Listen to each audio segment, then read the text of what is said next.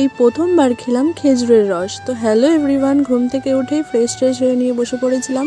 আর তারপরে মা দিয়েছিল এখানে 1 গ্লাস খেজুরের রস। তো মার কাছে শুনলাম এটা একটা দাদা দিয়ে গেছে, তো তারপরে নিয়ে বসে পড়েছিলাম। তো ফার্স্ট টাইমই খেলাম আর খেতে ভীষণ ভালো ছিল। তারপরে দেখো এখানে মেথি শাকগুলো টপের প্রায় সব কটা পেকে গেছে আর শুকিয়ে গেছে। আসলে এগুলো আরও বড় জায়গায় লাগাতে হতো, কিন্তু ছোট জায়গা ছিল না বলে টপেই লাগানো। মা শুধু দানাগুলো ফেলেছিল আর সুন্দর শাকগুলো হয়েছে, কিন্তু এখন এগুলো শুকিয়ে যাচ্ছে, তো এগুলোকে তুলতে হবে।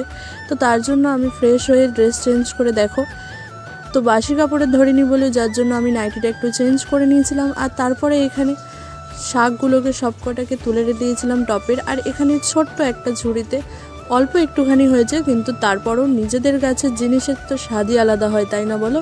তো তারপরে দেখো আমি এখানে শাকগুলো তুলে নিয়েছিলাম সব কটা। তো তারপরে এখানে মাকে বাঁচতে দিয়ে আমি এখানে দেখো রেডি হয়ে নিয়েছিলাম, আসলে বাবু আর মনেকে দিতে যাবো স্কুলে।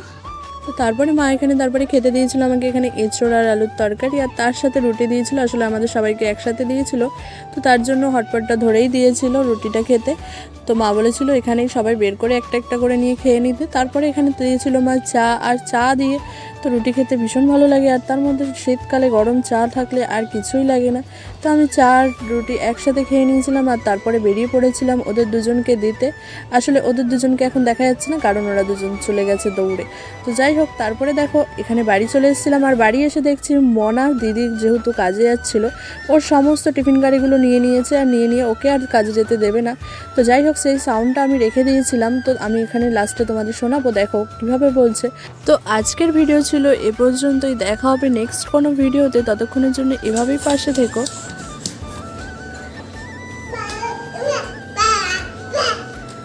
টাটা।